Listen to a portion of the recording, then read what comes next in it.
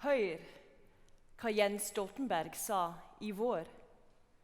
Han var i Amerika for å overbevise Kongressen om at samhold er viktig.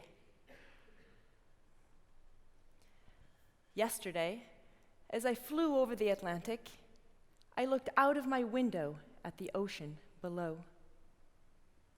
The great ocean that lies between our two continents. The Atlantic does not divide us. It unites us.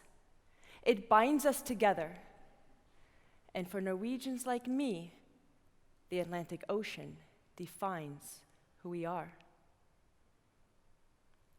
På samme måte som havet former steiner og strender, på samme måte har havet formet oss nordmenn. Med høye fjell og dype daler ble kysten og fjorden viktigste transportvei. Havet var også veien til verden. Det var skipene som gjorde vikingene så mektige. For over 1000 år siden ble skreien i Lofoten eksportvare. Egil reiste til England med tørrfisk og kom tilbake med hvete, honning, vin og klede. Men hva tenkte vikingene som la ut i storm og uvær på sine tokt? Hva slags indre driv gjør at du risikerer liv og helse til havs? Måtte det galskap til da Leif Eiriksson i år 1000 steg i land i Nord-Amerika? Eller følte vikingene seg mer hjemme på havet enn på gården? Var det samme kløen som gjorde at folk stod i kø for å være med Nansen og fryse fast i polisen? Ingen hadde vært der, og ingen kunne vite at de skulle hjem igjen. Og det måtte en dose norsk galskap til da Thor Heyerdahl steg ombord i en flåte som langsomt falt fra hverandre. Han beviste at forhistorisk kontakt mellom Sør-Amerika og Påskeøya var mulig. Her hjemme gjorde tørrfisk Bergen til hovedstad. På Bryggen var det et yrende liv, og her kunne du få tak i salt og krydder og tekstiler fra andre siden av havet. Og fisk var livsviktig for den fattige fiskebonden.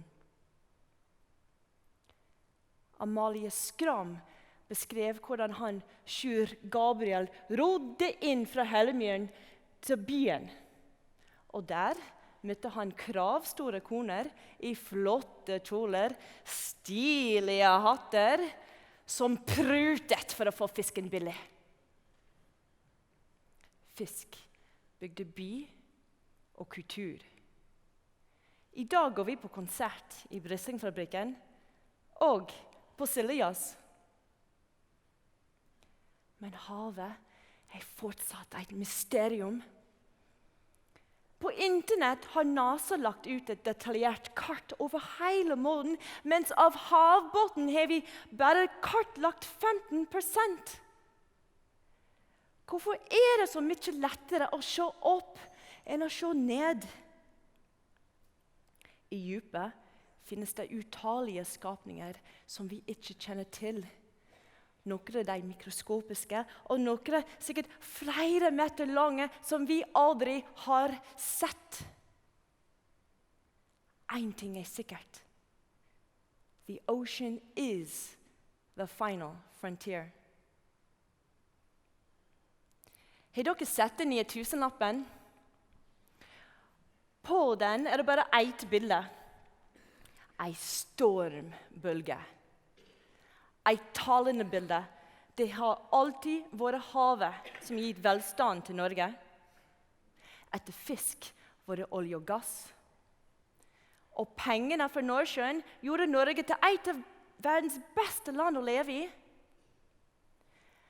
Men bølgen på tusenlappen peker fremover også.